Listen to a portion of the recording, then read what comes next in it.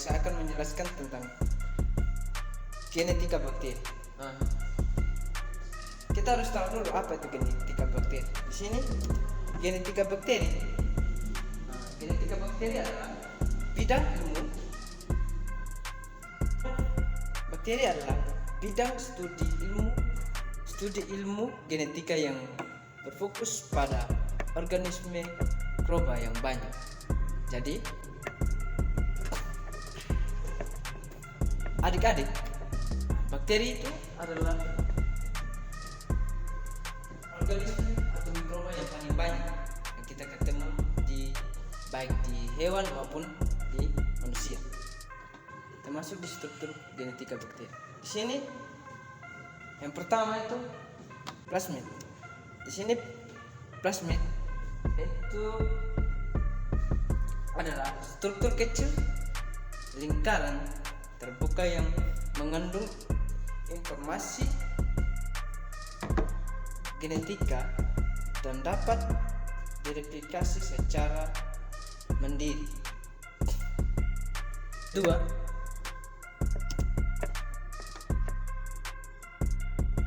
yang kedua itu kromosom bakteri.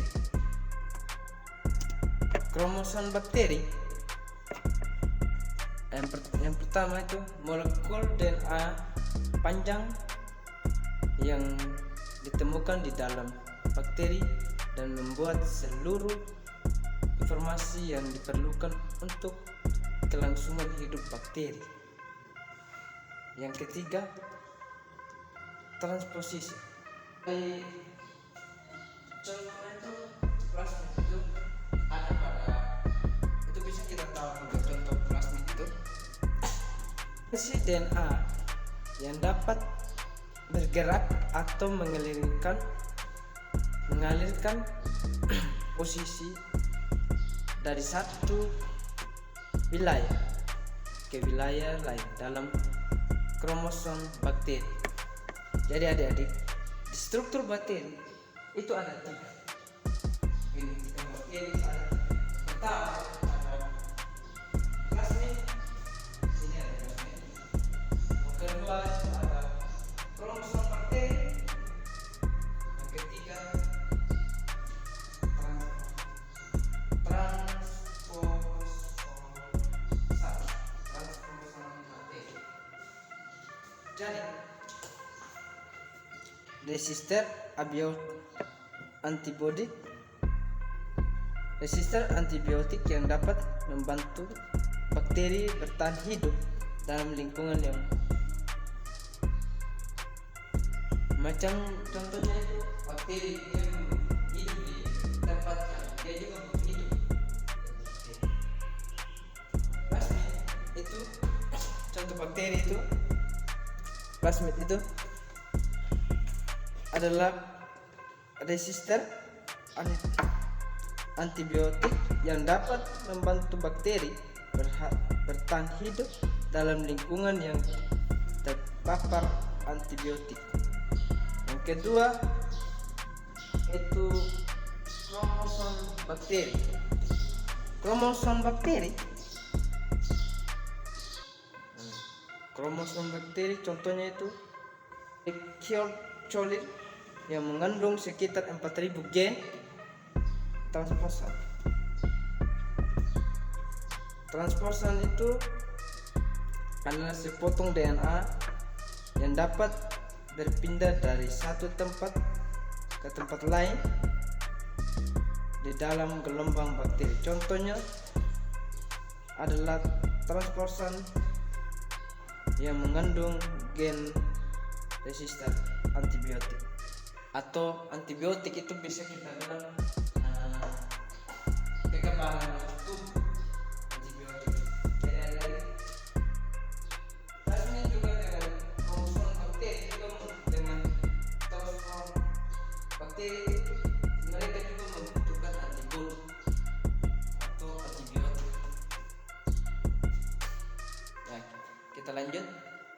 Jadi baik, saya akan menjelaskan bagian replikasi DNA pada bakteri. Pada tahap pertama ada inisiasi, di mana DNA inisiasi dan dua untai dipisahkan dan digandakan. Pada tahap kedua ada elongasi, di mana enzim DNA polimerase menambah nukleotida ke rantai baru yang sedang disintesis.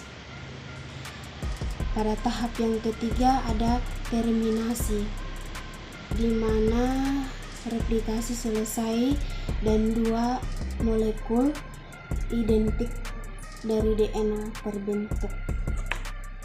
Yang berikut itu ada rekombinasi genetik pada bakteri.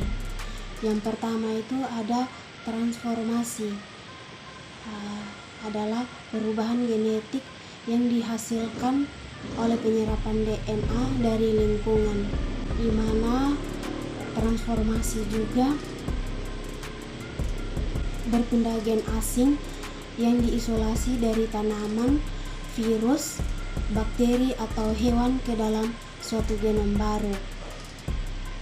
Yang kedua itu ada konjugasi, adalah proses transfer DNA dari satu bakteri ke bakteri lain melalui jembatan seluler yang disebut pilus.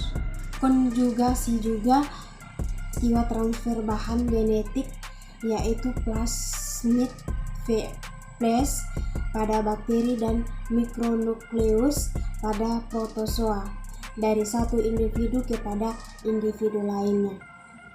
Yang ketiga itu ada transduksi, proses transfer DNA dengan menggunakan virus yang menginfeksi bakteri sebagai perantara.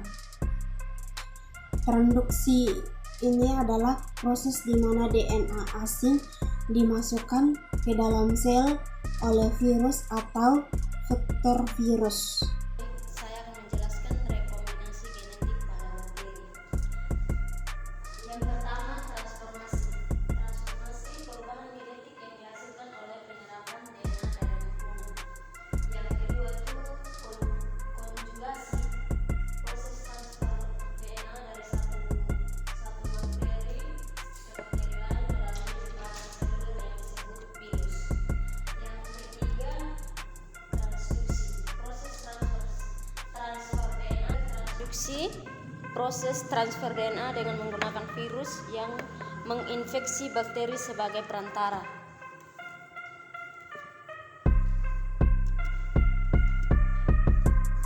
Berikut mutasi genetik pada bakteri.